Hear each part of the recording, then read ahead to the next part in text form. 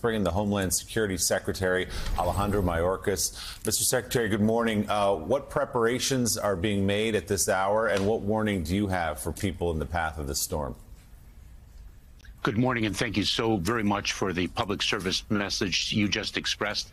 I want to emphasize it. Listen to local officials, heed their warnings, and follow their instructions. We cannot say that too strongly, nor too often. It is absolutely vital. We have pre-positioned assets throughout. We have approximately 900 FEMA personnel alone. We have our United States Coast Guard prepared to conduct search and rescue. The Army Corps of Engineers are deployed there to assist people with debris removal, roofing, and the like. The Department of Transportation has assets. The President and Vice President, President Biden, Vice President Harris, have really directed the entire administration to deploy with all our capabilities to be pre-positioned there.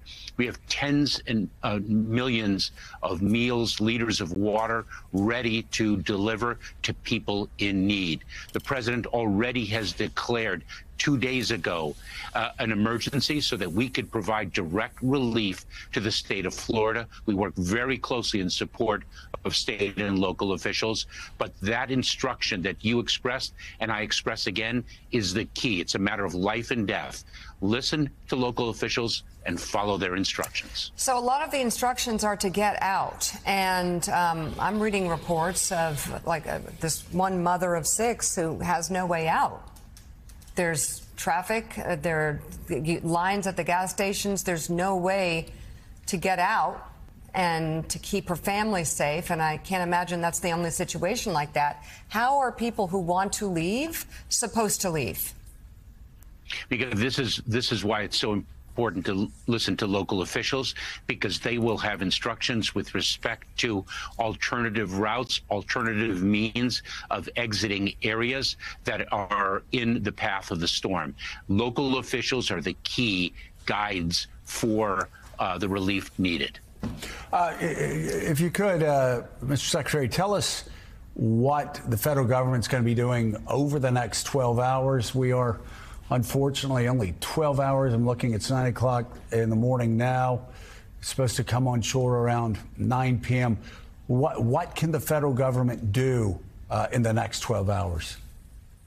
So we are already doing it, Joe. We are already there. We are pre-positioned. Remember, our first and foremost responsibility is to assist with the search and rescue of individuals.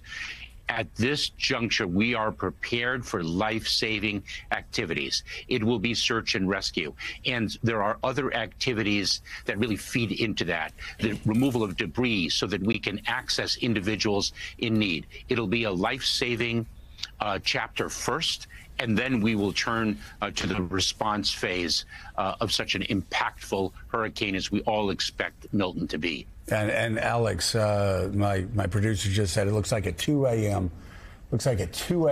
Landfall, which gives people a little more time to get out of there. All right, any final thoughts? Any final guidance, Mr. Secretary?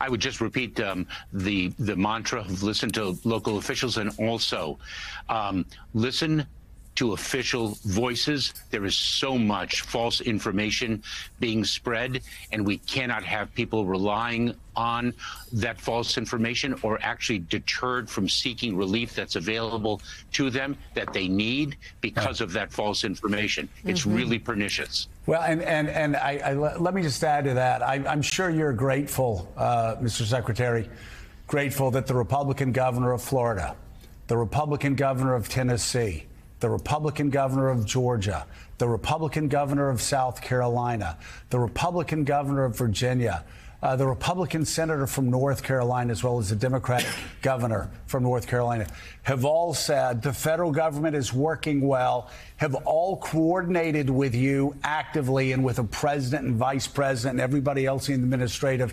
administration actively. And it does seem like the federal, the state, and the local leaders are all on the same page. How helpful is that in this time of crisis?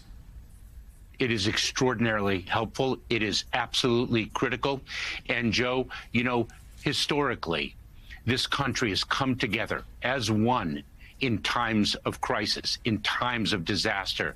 We need that history to be lived today. We cannot have the irresponsible voices that actually wreak damage to individuals in need and prevent survivors from seeking the relief that is available to them.